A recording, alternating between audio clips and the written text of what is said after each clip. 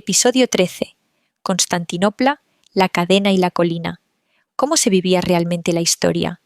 Hola, soy Tessa y te doy la bienvenida a Días de Entonces, donde cada episodio es una máquina del tiempo.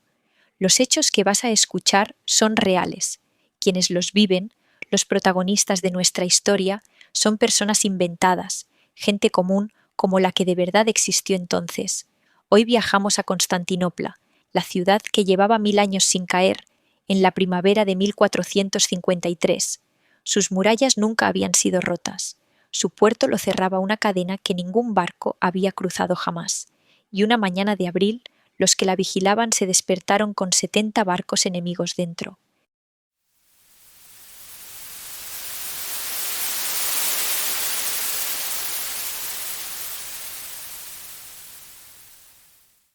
Era de madrugada, y Teodoro estaba oyendo música donde no podía haber música, tambores, muy lejos, amortiguados, y con ellos algo agudo que subía y bajaba, pífanos, quizá trompetas, venían de tierra, de la colina que se alzaba detrás de Gálata, al otro lado del agua, y eso no tenía sentido, porque los turcos no celebraban nada de noche, y porque allí arriba, en aquella ladera de tomillo y piedra suelta, no había absolutamente nada que celebrar.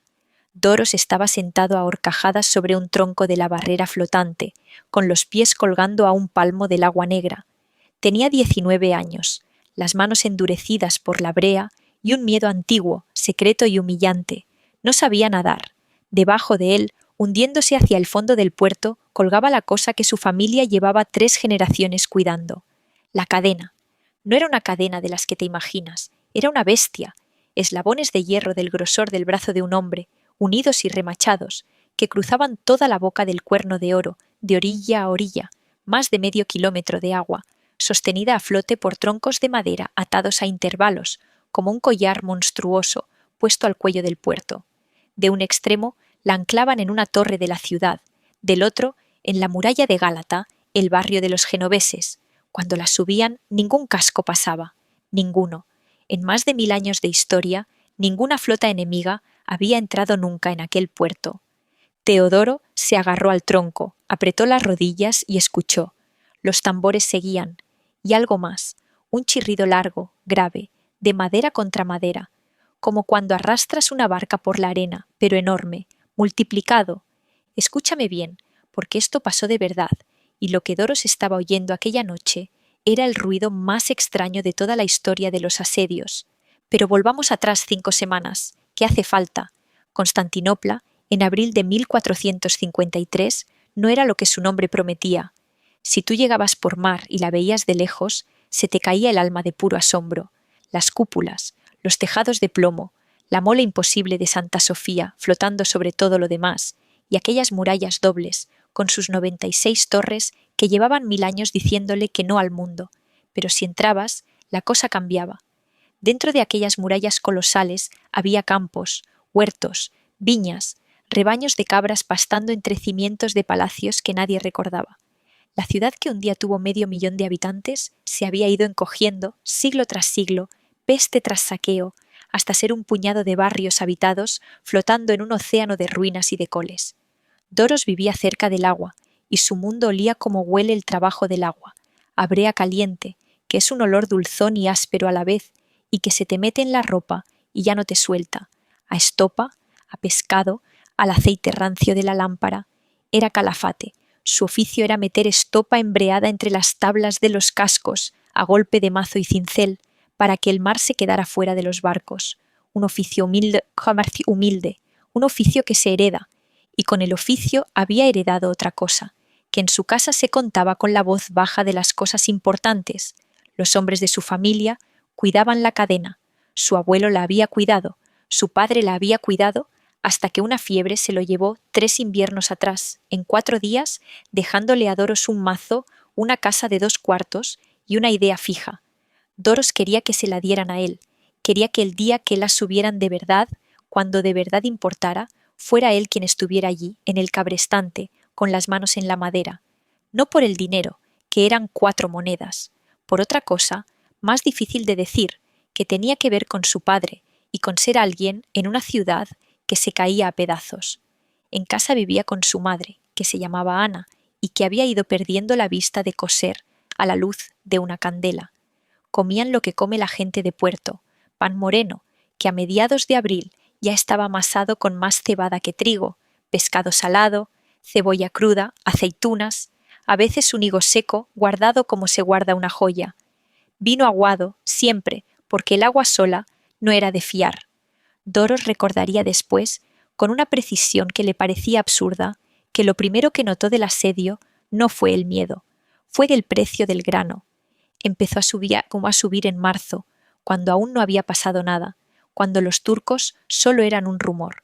Subió otra vez cuando cerraron los caminos, y su madre, que no sabía leer ni escribir, pero sabía contar mejor que nadie, empezó a echar menos harina en la masa y más de aquella cebada áspera que raspaba al tragar. Una noche, mientras cenaban, ella dejó el cuenco y dijo, sin dramatismo, como quien comenta el tiempo: «Cuando esto acabe, vámonos a Creta». Y Doros dijo que sí, y los dos supieron que estaban mintiendo, porque ninguno de los dos había salido nunca de aquella ciudad, y porque los dos sabían lo que costaba un pasaje. Fuera, en la calle estrecha, olía a humo de leña húmeda y a las letrinas del barrio, que es el olor de casi todas las ciudades del mundo antes de que existiera lo demás. Y desde el fondo de la calle, si la noche estaba quieta, se oía el agua del Cuerno de Oro golpeando los pilotes del muelle. Ese era el mundo que Teodoro quería defender, una madre medio ciega, un pan que raspaba y una cadena de hierro. El problema es que no se la daban. Le daban la brea, y le daban la estopa, y le daban las órdenes, y le daban cada mañana a Bartolomeo. Bartolomeo era genovés, tenía 23 años y una manera de estar de pie, con el peso en una cadera, que a Doros le daban ganas de tirarlo al mar. Los genoveses vivían enfrente, cruzando el agua, en Gálata, un barrio amurallado, con sus propias leyes, sus propios cónsules, y una postura en aquella guerra que a Doros le revolvía el estómago. Porque Gálata era, oficialmente, neutral. Los genoveses comerciaban con el emperador cristiano por la mañana y con el sultán turco por la tarde, y por la noche dormían tranquilos detrás de sus propios muros, y a nadie le parecía raro más que a los griegos, que se estaban jugando la ciudad. Bartolomeo olía a vino y a cuerda nueva, sabía nadar como una nutria, y sabía, porque en los puertos se sabe todo, que el chico griego de las manos negras de brea le tenía pánico al agua profunda. «Doros», le decía, colgado del aparejo, con esa media sonrisa, «si un día se rompe la cadena, tú agárrate a un tronco, yo te saco, pero me tendrás que dar las gracias en genovés». Y se reía, y Doros apretaba el mazo y no decía nada, porque las palabras nunca le salían a tiempo, y porque en el fondo, en un rincón oscuro de sí mismo, sabía que Bartolomeo tenía razón. Si él se caía allí, se hundía. Eran rivales de una manera muy concreta y muy pequeña, que es como suelen serlo los rivales de verdad. Los dos trabajaban la barrera, los dos querían el mismo puesto, el hombre de la cadena, y el maestro de puerto, que era un viejo que se llamaba Manuel y al que le faltaban 2 dedos de la mano izquierda, no se decidía. El griego tiene el oficio en la sangre, decía, el genovés tiene el agua, y no elegía, y mientras tanto, al otro lado de las murallas de tierra, a una hora larga de camino, un ejército del que nadie sabía el tamaño exacto estaba montando algo.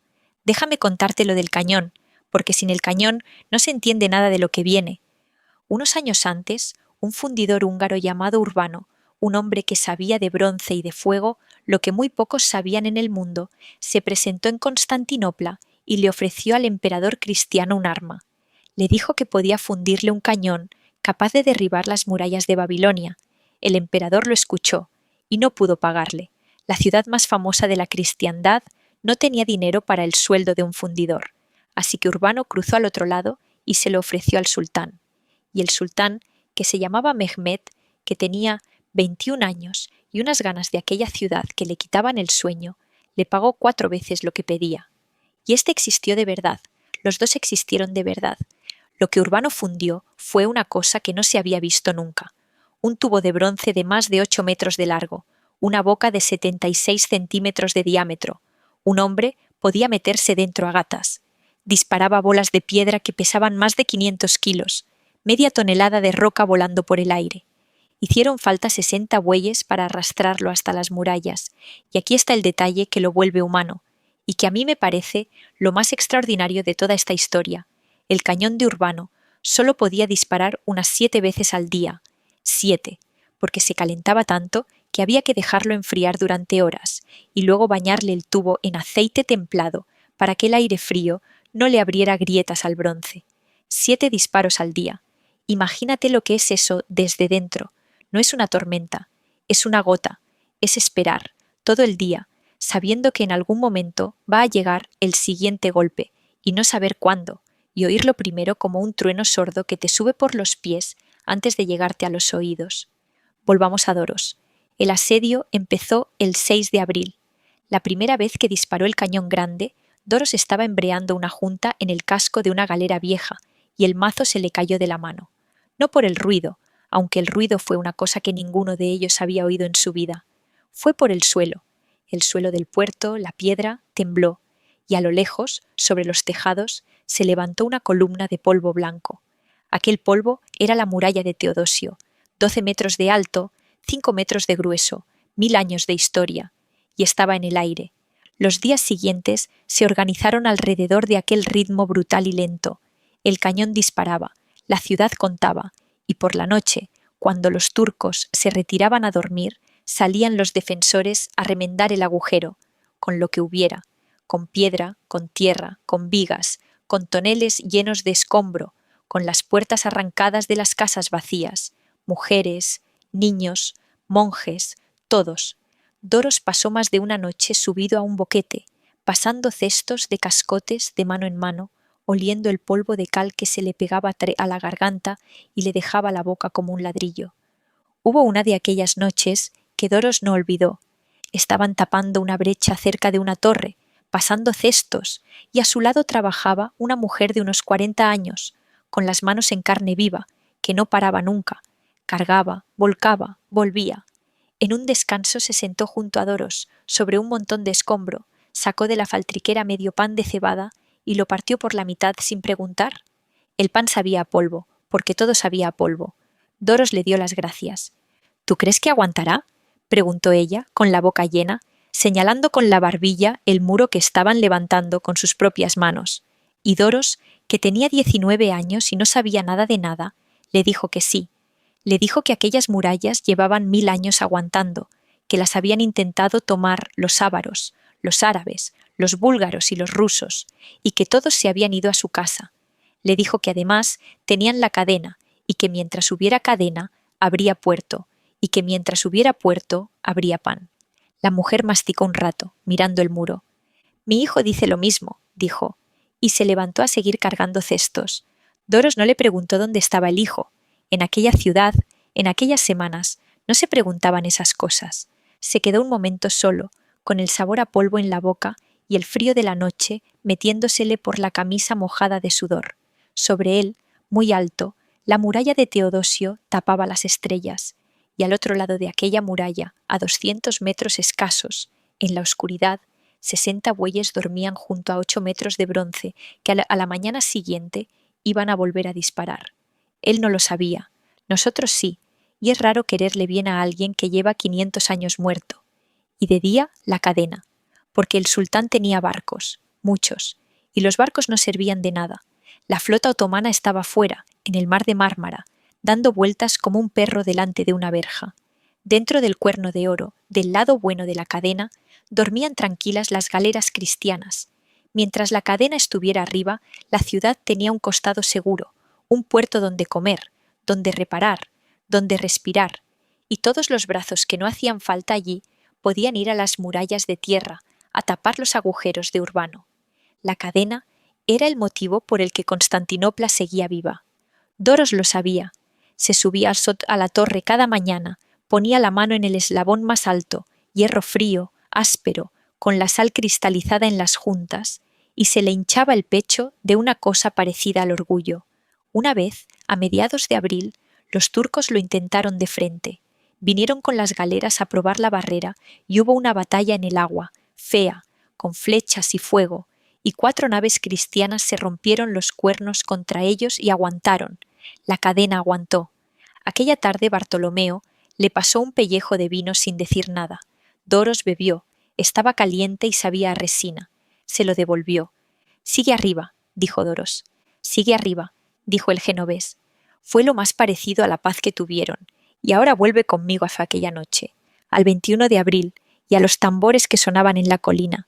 Doros bajó del tronco y corrió por el muelle. Encontró a Manuel, el viejo, de pie, descalzo, mirando la oscuridad de la ladera, con una cara que Doros no le había visto nunca. ¿Qué es? Preguntó. Están celebrando algo, dijo el viejo, o están rezando. Vete a dormir. Doros no se fue a dormir. Se quedó en el muelle, con la espalda contra un noray, oliendo el agua estancada del puerto y la brea de sus propias manos, escuchando aquel chirrido larguísimo de madera contra madera que subía y bajaba, que paraba, que volvía a empezar, y los tambores y las trompetas encima, tapándolo. Ahora ya lo sabes tú, y no lo sabía él, y esa es la parte insoportable. Meshmet había hecho las cuentas. No podía romper la cadena, no podía forzarla, y no podía tomar la ciudad mientras los cristianos tuvieran un puerto seguro a su espalda. Así que decidió no cruzar la cadena. Decidió cruzar la colina. Sus hombres habían pasado días construyendo, ladera arriba y ladera abajo, un camino de troncos de madera tendidos como travesaños, engrasados con sebo y con aceite, una carretera de rodillos, y aquella noche, con bueyes, con hombres a cientos tirando de cabos, empujaron sus barcos fuera del agua por un lado, los subieron por la ladera, coronaron la colina y los dejaron deslizarse por el otro lado, hasta el agua del Cuerno de Oro, 70 barcos, por encima de una colina, y para que sus hombres no perdieran el ritmo en la oscuridad, y quizá también, sospecho yo, porque a los 21 años uno tiene sentido del espectáculo, Mehmet mandó a los tambores y a las trompetas que tocaran toda la noche, mientras su flota volaba por tierra. Eso era la música que Teodoro no entendía.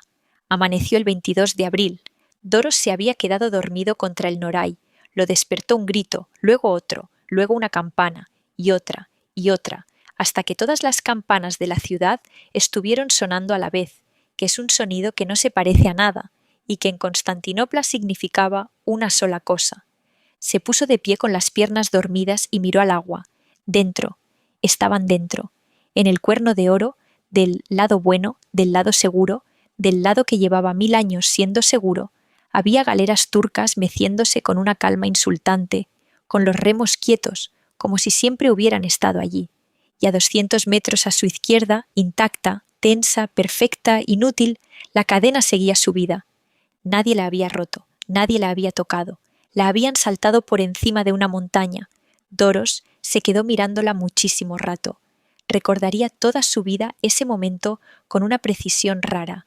El olor a marea baja, el frío de la piedra y aquella cosa de hierro que su abuelo había cuidado y su padre había cuidado y él quería cuidar, flotando allí, brillando al sol de la mañana, defendiendo un puerto que ya no existía.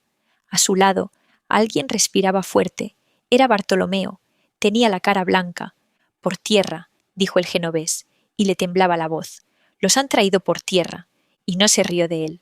Ni aquel día, ni ninguno de los que quedaban.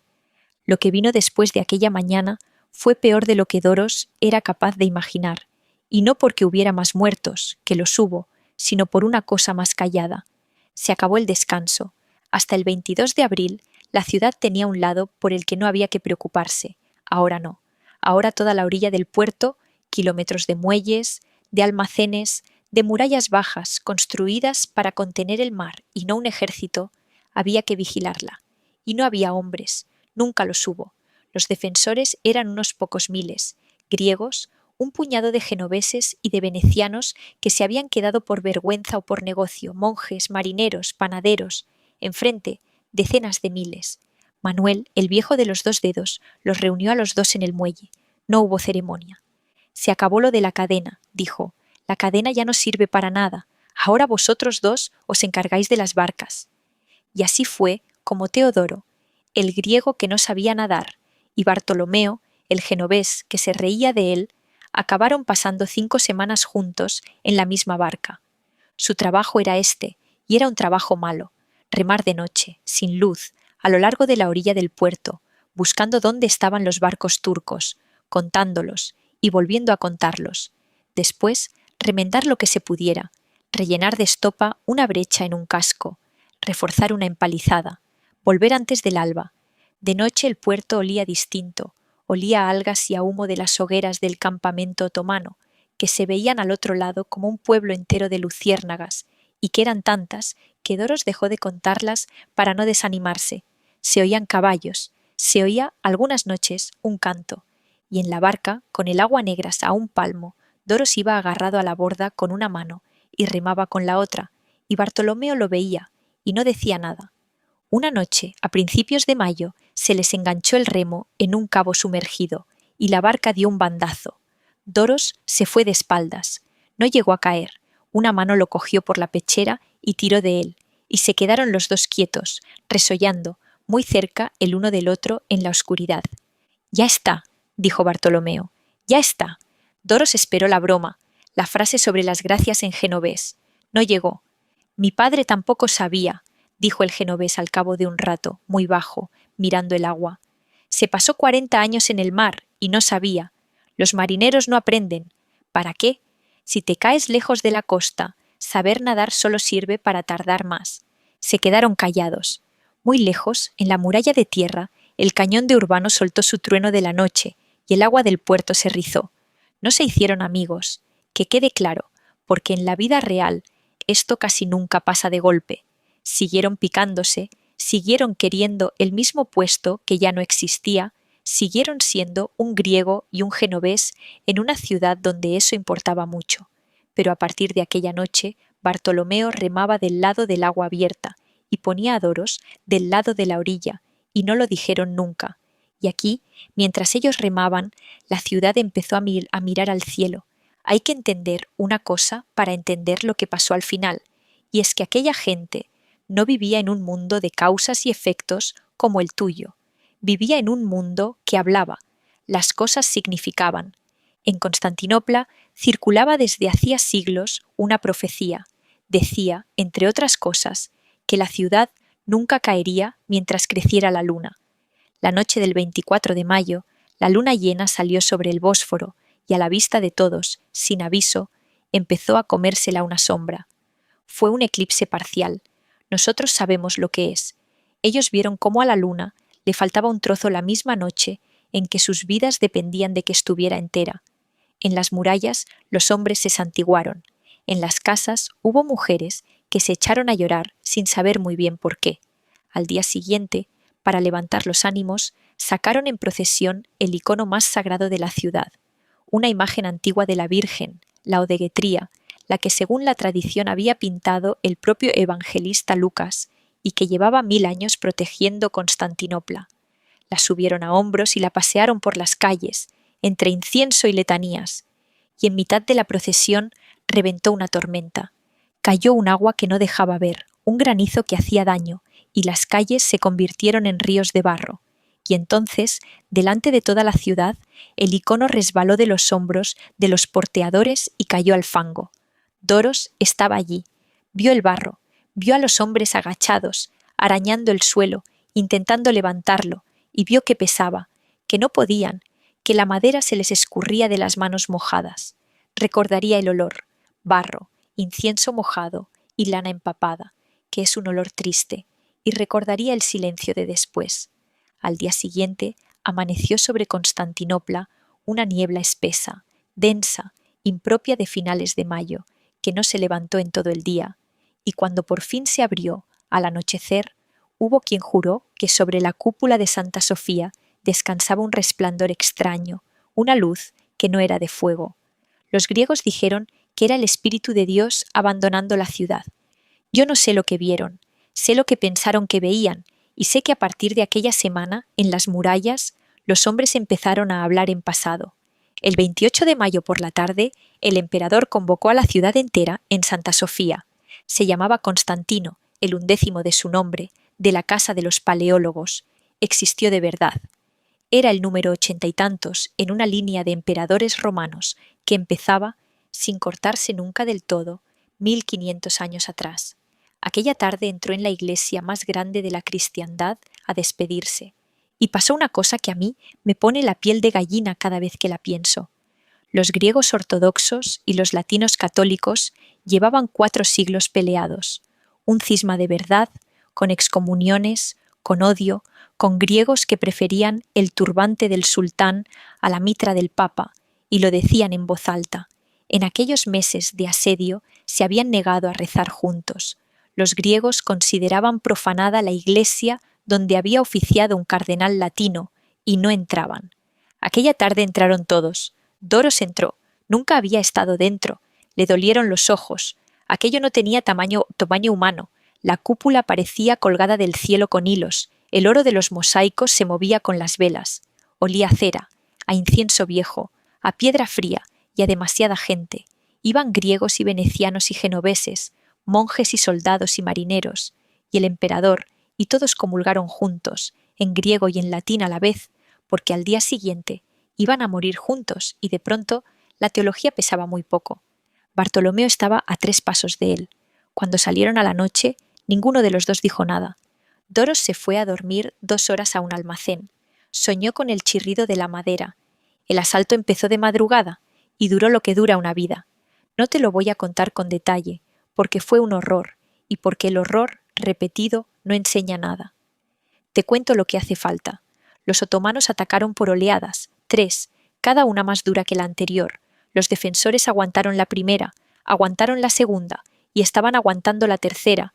De verdad la estaban aguantando. Esta es la parte que casi nadie sabe. Cuando pasaron 2 cosas seguidas con pocos minutos de diferencia. La primera, el hombre que dirigía la defensa de las murallas, un genovés llamado Giovanni Giustiniani, existió y era un soldado extraordinario y llevaba semanas sin dormir, cayó herido. Grave. Sus hombres lo sacaron de la muralla y lo llevaron a un barco, y cuando los defensores vieron que se lo llevaban, algo se les rompió por dentro. Empezaron a mirar hacia atrás. Un ejército que mira hacia atrás ya ha perdido. La segunda fue todavía más pequeña y más absurda, y por eso la historia no la ha olvidado nunca. En la muralla, entre torre y torre, había una portezuela. Un postigo de servicio, estrecho, para salir a hacer una reparación y volver. Se llamaba la Quercoporta. Aquella mañana estaba abierta. Nadie sabe quién la dejó abierta. Probablemente una partida de defensores que salió a contraatacar y no la cerró al volver, con las prisas, con el ruido, con el humo. Un descuido. La clase de descuido que cometes tú y yo cualquier martes. 50 soldados otomanos la encontraron, entraron, subieron a la muralla interior por dentro, que es por donde nadie los esperaba, y allí arriba, sobre las cabezas de los griegos, izaron su bandera. Y eso fue todo. No hizo falta más. Los defensores de abajo levantaron la vista, vieron el estandarte del sultán ondeando dentro de sus propias murallas, y creyeron que la ciudad ya había caído por otro sitio, y al creerlo, la hicieron caer. El pánico corrió por la muralla como corre el fuego por la estopa seca. 1000 años de piedra, 8 metros de cañón de bronce, 53 días de asedio, y al final entraron por una puerta que alguien se dejó abierta.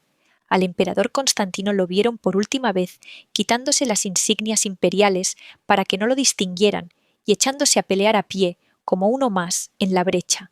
Nunca encontraron su cuerpo.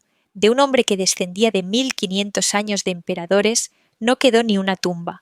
Doros estaba en el puerto. Cuando las campanas empezaron a sonar de aquella manera, supo lo que significaba. Corrió hacia los muelles con miles de personas corriendo a su lado, entre gritos y humo, buscando lo único que quedaba, los barcos. Unas cuantas naves cristianas estaban cortando amarras, y allí, en el borde del muelle, ocurrió lo que tenía que ocurrir desde el primer minuto de esta historia. Había una barca a 6 o 7 metros del muelle, ya separada, con los remos fuera, estaba llena. Y era la última. Doros se paró en el borde, debajo, el agua negra del cuerno de oro, la misma agua sobre la que había vivido colgado toda su vida sin atreverse a entrar en ella. Detrás, el ruido, y desde la barca, de pie, con la camisa rota y una brecha en la ceja, gritando su nombre, estaba Bartolomeo. ¡Salta!, le gritó el genovés. ¡Salta, que yo te saco! Doros miró el agua y saltó. Lo que pasó después lo recordaba mal, siempre y siempre igual. El frío que le apretó el pecho como una mano, el agua salada entrándole por la nariz, la certeza absoluta de que se hundía, y luego un puño agarrándole la ropa por la espalda y tirando de él hacia arriba con una fuerza brutal, y el borde de madera de la barca golpeándole en las costillas y el fondo de la barca contra la cara, y el olor, esto lo recordaba con una claridad rara toda su vida, el olor a brea y a estopa mojada del fondo de aquella barca, que era el olor de su padre. Cuando se pudo poner de rodillas y mirar atrás, la ciudad ardía por 3 sitios, y a estribor, quieta, tensa, brillando al sol de la mañana, seguía la cadena. Nadie la había roto. Aguantó hasta el final. Gracias, dijo Doros con la garganta quemada de sal. Bartolomeo remaba y no lo miró. En genovés, dijo, y a Doros, que lo había perdido absolutamente todo aquella mañana, se le escapó algo que no era una risa, pero se le parecía. La ciudad fue saqueada durante 3 días, que era la costumbre de la época y no la hace menos terrible. Murió mucha gente. Miles de personas fueron esclavizadas. Fue el final de un imperio que había durado, contando desde Roma, 1500 años, y hay historiadores que ponen ahí, en esa mañana de mayo, el final de la Edad Media entera. El sultán Mehmed entró en la ciudad por la tarde. Tenía 21 años. Cabalgó hasta Santa Sofía, se bajó del caballo, cogió un puñado de tierra y se lo echó por encima del turbante, en señal de humildad ante Dios. Aquel día dejó de llamarse Mehmed el segundo para pasar a ser, para siempre, Mehmed el Conquistador. Ordenó que la iglesia se convirtiera en mezquita y que no se tocara. Y a Constantinopla, poco a poco, en boca de todos, se le fue quedando el nombre por el que la conocemos hoy, Estambul. Lo que es verdad y lo que imaginé. Todo lo que te he contado del asedio es verdad. Es verdad que una gran cadena de hierro, sostenida por troncos flotantes, cerraba la entrada del Cuerno de Oro, y que ninguna flota enemiga la cruzó jamás. Es verdad que Mehmed el segundo, para burlarla, mandó construir un camino de rodillos de madera engrasados sobre una colina, y que en la noche del 21 al 22 de abril de 1453 arrastró por tierra unos 70 barcos, con bueyes y con hombres, al son de tambores, pífanos y trompetas. Y es verdad que los defensores amanecieron viendo la flota otomana dentro de su puerto, con la cadena intacta. Es verdad Urbano, el fundidor húngaro que ofreció su cañón primero al emperador cristiano y, al no poder éste pagarlo, se lo vendió al sultán. Es verdad el cañón, más de 8 metros de bronce, una boca de unos 76 centímetros por la que cabía un hombre a gatas, bolas de piedra de más de media tonelada y un límite de unos 7 disparos al día porque había que dejarlo enfriar y bañarlo en aceite templado para que el bronce no se agrietara. Es verdad el eclipse parcial de luna de la noche del 24 de mayo y la profecía que decía que la ciudad no caería con la luna creciente. Es verdad la procesión del icono de la odeguetría, la tormenta y el icono cayendo al barro. Es verdad la niebla del día siguiente. Es verdad la última liturgia en Santa Sofía, la tarde del 28 de mayo, con el emperador Constantino XI presente y con griegos y latinos rezando juntos después de 4 siglos de cisma. Es verdad que la ciudad cayó el 29 de mayo tras 53 días de asedio, que Giovanni Giustiniani, que dirigía la defensa, cayó herido y fue evacuado, y que aquello hundió la moral. Y es verdad, y es lo más difícil de creer de todo, que un pequeño postigo de la muralla llamado la Quercoporta quedó abierto por un descuido, y que por él entraron los primeros 50 otomanos, que izaron su bandera en el muro interior y desataron el pánico. Es verdad que Constantino XI se despojó de sus insignias y murió peleando a pie, y que su cuerpo nunca fue identificado. De Teodoro, en cambio, la historia no guarda registro, porque es de ficción. Tampoco de Bartolomeo, ni del viejo Manuel. Pero calafates griegos que olían a brea y marineros genoveses de Gálata que comerciaban con los 2 bandos, y hombres jóvenes que se odiaban por un puesto de trabajo y acabaron remando en la misma barca, los hubo a miles. Esa ciudad se defendió con panaderos y con monjes, y de casi ninguno de ellos sabemos el nombre. Todavía hoy, en Estambul, se conservan tramos de aquella cadena. Puedes ir a verlos, eslabones de hierro del grosor de un brazo, guardados en un museo, oxidados y quietos. no se rompieron nunca. Simplemente, un hombre de 21 años decidió que el agua no era el único camino. Y si te queda una sola cosa de este episodio, que sea esta. Las murallas más famosas del mundo no las derribó el cañón más grande del mundo. La ciudad cayó porque alguien, con prisa, se dejó una puerta pequeña sin cerrar.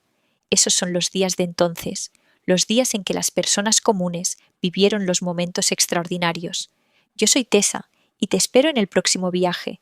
Si te ha gustado, suscríbete, que hay una historia nueva cada semana. Y cuéntame en los comentarios a qué época quieres que viajemos la próxima vez.